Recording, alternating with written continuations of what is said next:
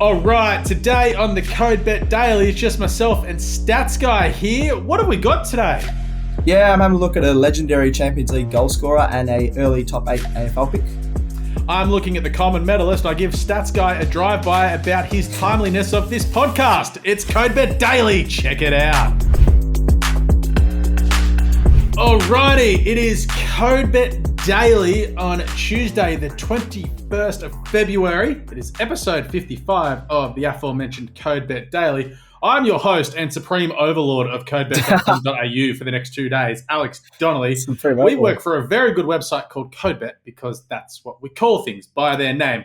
Absolutely. I'm here, the man who would be late for his own funeral, Liam, the Stats Guy McAllion. How are we, Stats Guy? Oh, very good. I'm happy to be here. Thanks for the little drive-by. But yeah, lots of things to look at. Very excited. I've got to get it through there because I'll let the people in on a secret. I text Stats Guy this morning saying, hey, be ready at 9:45 when myself and producer Supremo Gerald knew that Stats Guy wouldn't be ready till 10. At 9:51, Stats Guy wasn't ready. There we go. I was 9:52. I was good to go. Yeah, so still 6 minutes late technically, even though you were technically early. We were ready. But as said, it is the Code Bet Daily, and it is what it is on the tin. We've got some game picks, player props, and best bets for today and the next day.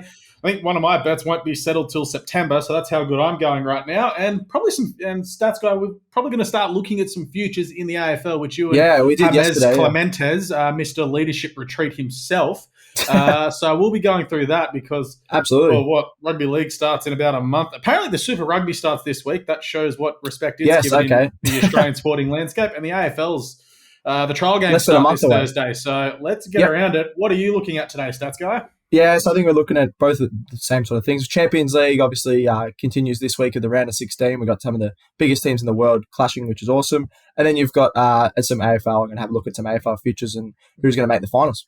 I'm doing the same. I'm not going to predict what team's going to make the finals yet. I'm going to wait till we continue to do all our rundown. You should check out the website because in the next week or so, some of our previews will start going up, and that's going to be a lot of fun. Very long articles, but hey, they're a pretty good read. Righto, Stats Guy, one player prop. Kick us off. Easy. I'm looking at a very underrated player, in my opinion, in Karim Benzema. So Benzema from Real Madrid. Real Madrid taking on Liverpool tomorrow morning in the Champions League, which is going to be an awesome matchup, a final rematch of the 2022 final that Real Madrid won. Karim Benzema, he sort of was a bit overshadowed by Ronaldo at Ronaldo's time there, but Benzema just knows how to score goals. He's got the third most goals in Champions League history with 86, which is amazing. Yeah, so he's just coming off a Ballon d'Or win, so he's won the best player in the world award. Well deserved, which no one really picked a few years ago, but now he's just turned into an awesome player. And he can just finish on either foot. I really think he can get a goal on this one. Liverpool have also conceded 2 or more goals in 5 of their last 8 games. Now they've come into a little bit of form, but I still think they haven't versed a side as good as Real Madrid, their deep squad. So I really like Benzema to score here, 275. I thought, would have been a little bit lower. So very happy with the 275 odds for him to score on Bet365. Yeah, I like it. I don't mind it. I'll have my take on that Liverpool Real. Yeah, we're going to have a few different takes. That's interesting. Pod. I'm going to tell you who's going to win the common medal this year in the AFL. Okay. Nice. And as we know, Stats Guy, I'm a fan of big power forwards because how do you win games of football, Stats Guy? You defend well. You defend strong. Shut up, Stats Guy. That's a North Melbourne claim. You kick more goals than the other team, more points. Absolutely, That's how you win games. That's how you win games. Jeremy Cameron, he kicks a lot of goals, Stats Guy. Yeah, he is currently $8 to win the Coleman medal, and I am saying he will win in 2023. He's my pick as well. I really like that. Yep. Geelong last season, because you've got to also break this down. Geelong last season, obviously, dominant premiership winners, as much as it pains me to admit. Their percentage in the home and away season, we're not going to get a Matt Short rorting in the finals here. This is just regular home and away. It's just all 23 games of it. Good call. Geelong's last year, their percentage was 144. So they absolutely donkey licked some teams. There was some smashings in there. And let's be honest, there's probably going to be some this year because there's sort of 3 or 4 teams that are in that big rebuild at the moment. And, later in the year, if, Geelong cash them, there could be some absolute he loves getting bags against the lower teams. And the same goes for, Carlton or whatever. We're going to focus on Jezza, though. Tom Hawkins, who's his main partner in crime, had foot surgery in December.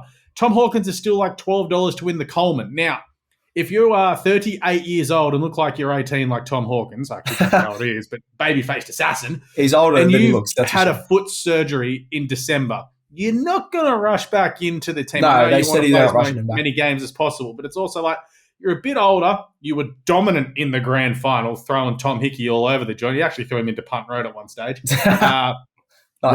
Why not just get him ready and sort of manage him through the season? Sort of what they did with Selwood last year as well. He might miss a game here or there. So I feel like Hawkins won't play a full lot of games. He's already going to miss the first 2, 3, they said he's going to miss the first few anyway. So I really like this. Yeah. They're not going to rush him here, which means Jez is going to become the focal point. Now, 3 of the first 4 games at the MCG for Geelong. Jeremy Cameron has kicked 62 goals in 25 games at the MCG. Now, no, these are some bloody tough games because I think they've got Carlton, Collingwood, and maybe Richmond in the but first. But he'll still score goals. Yeah. Sorry, it's Hawthorn. Carlton, Collingwood, and Hawthorn in the first 4 rounds. Now, to play Hawthorn have gone full scorched earth and like just blew up their list to start the rebuild. He could easily kick 6 or 7 against them. Yeah. And he kicks his 3 or 4 against Geelong and against Collingwood and Carlton. He's off to a fly. Yeah. He can score against anyone. Yeah.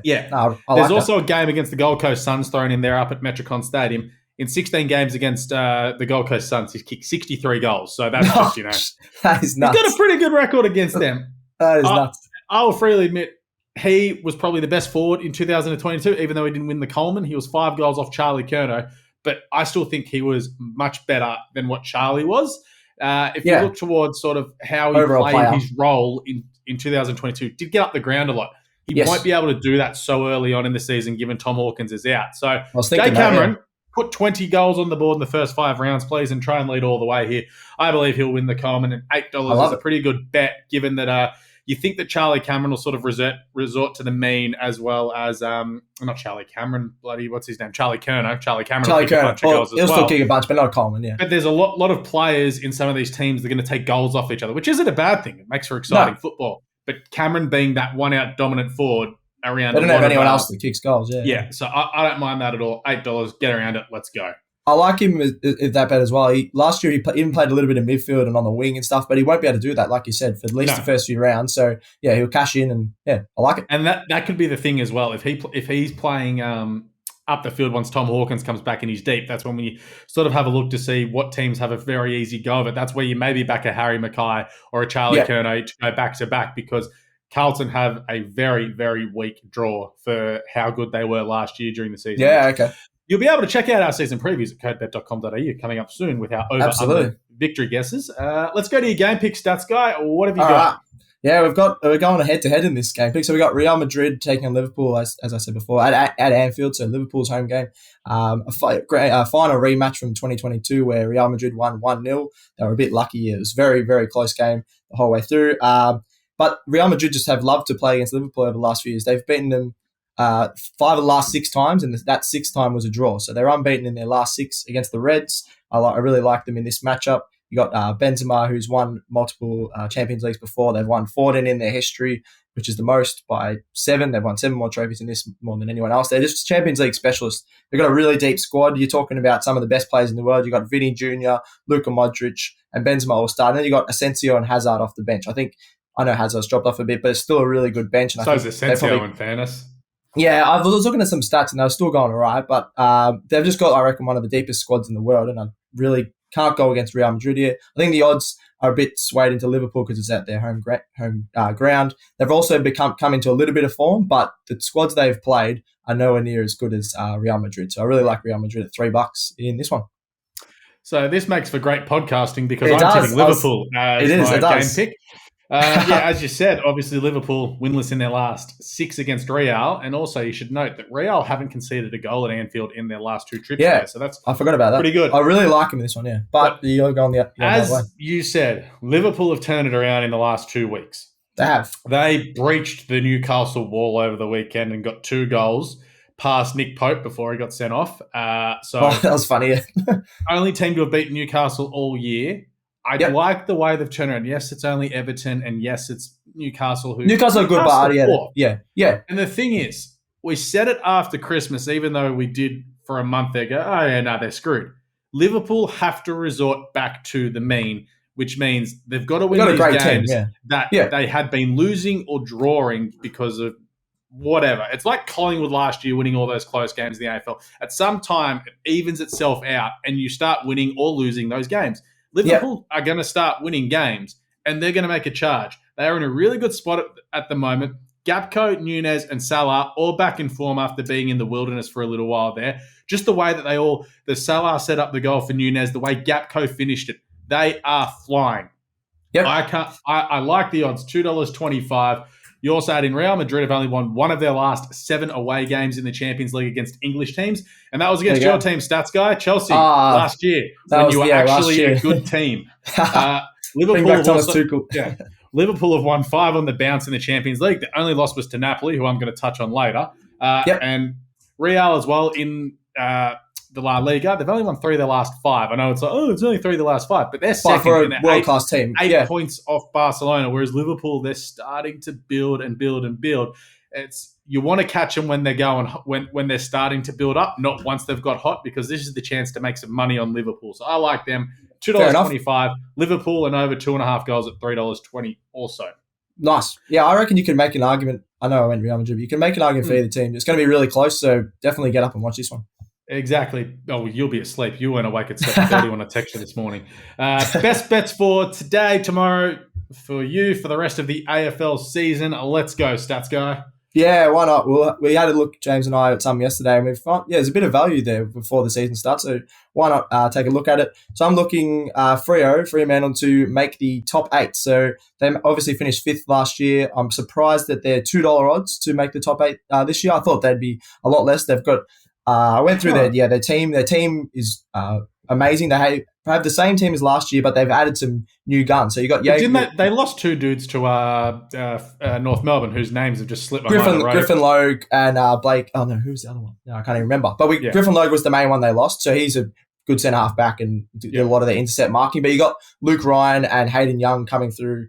That's going to easily replace him. They play that same sort of intercept marking role. So I really like them. They've got an amazing midfield. You got Andy Brayshaw, Brody, and Fife, who will rotate a bit forward.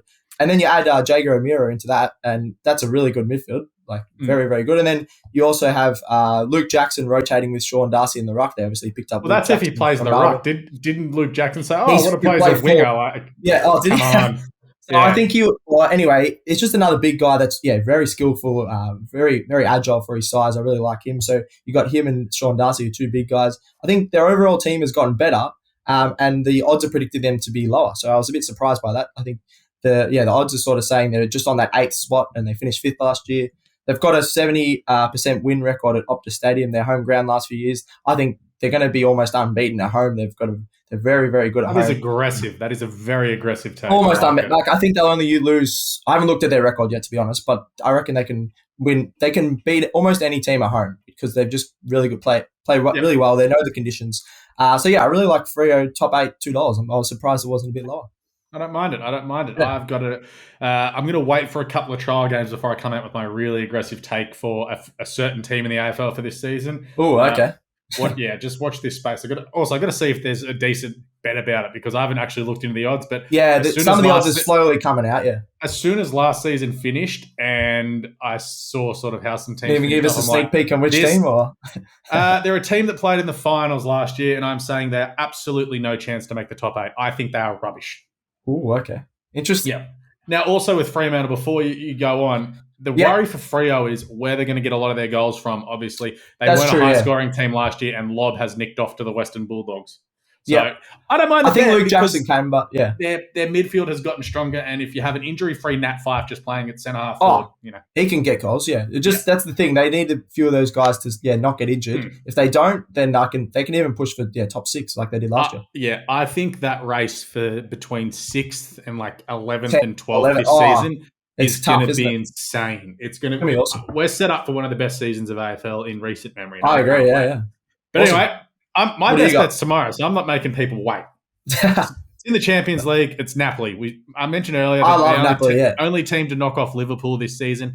They are going to Frankfurt, and they're $2.12 to get the job done. They have lost 3 games across all competitions this season. They're amazing. Absolutely flying. They are that far in front of the Serie A. It isn't funny. I think it's 15 points. Nuts. The dominance just showed everywhere. They smashed up Liverpool, and they go to Frankfurt, who aren't in the best of form, and they've only won 3 of their last 6 in the league.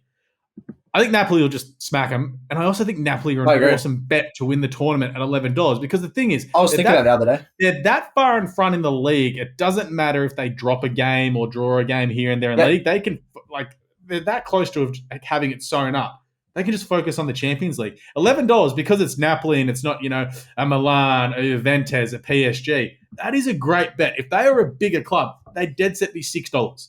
No, absolutely. People, but they will just win against Frankfurt tomorrow. Yeah, people are forgetting they're in the Serie A, obviously, and they're absolutely flying. They're way ahead of every other team. And you've got some great teams in AC Milan. 15 points is 5 games. I know, that's insane. They're absolutely killing it. They're way ahead of Juventus and AC Milan, who we've talked about in the past, who have really good squads. And yeah, they could easily take this out. And you're right. I don't think people are getting around them. I was even going to say in my other pick, but Victor Osimhen, he's been killing it for them. And yeah, I think they can easily go all the way. I like that a lot. I'm just checking how many games. There's 38 games in the season, so there's still a bit to go out. There's 15 games to go, but they're that far in front. They've so good. They've genuinely got a hand on the title. But anyway, awesome. That's it. We are done and dusted. We've been nice and tidy here in about 15 minutes. Yeah. Code Bet Daily done and dusted for today. We'll be back on deck once again tomorrow. It'll be us as leadership retreat in Lawn, James Clemente, enjoying his life there. I'd also love to know what a leadership retreat is, but I also don't want to because it means I'd have to go. I reckon it'd be all right. I don't know, but I'd rather actually just what we're doing today is we're talking about AFL and Champions absolutely. League. Seems like a lot more fun. So we're going to talk about it anyway. This is Code Not Management Daily, that's for sure. But get right around the show, please. Subscribe it on your podcast app. What's that? Apple Podcasts, Spotify, Stitcher, Google Play, all that jazz. Oh. Whatever Gerald's got us on. Reviews, do that. Please send it to your group chats. I've done that. Chuck a follow of CodeBet over all the socials. We're doing some good stuff on there. Stats guy's actually going to do some stats of the day. I need to do some more stats of the day. He did a few and he's done nothing, so I'll get Leo to yell at him later. Send in any questions via the socials, any bets. Mark McAllion, I'm doing much better than what I was the other day because Arsenal won and Chelsea lost to Southampton. Yeah, he's a bit happier. Yeah. So, he's on Arsenal as well, so he's happy with that. Yeah. See, this is why I like your dad more than you. He's a he's great bet on guy. Arsenal. Mark McAllion, what a great guy. Hello to Karen as well. Stats guy, thank you. Thank you. Shout out to Gerald for producing and shout out to Gerald for yesterday. We did some stuff at punters.com.au with some horses out at Living Legends. It was an absolute schmozzle with some of the horses, but geez, it was fun. Profiling some of the greatest horses that Australia and Hong Kong have seen. It was a lot of fun, but there was one horse in particular who really didn't want to just stand still and let us play there, but he was known as being cantankerous, and you'll have to check out the socials for that. But shout out to Living Legends for letting us on there. Thanks to me for hosting this and recovering from my sunburn. What do we say here, Stats Guy? Yeah, we say gamble responsibly. May all your picks come in. Happy punting and go Napoli. It's Lovely. CodeBet Daily out.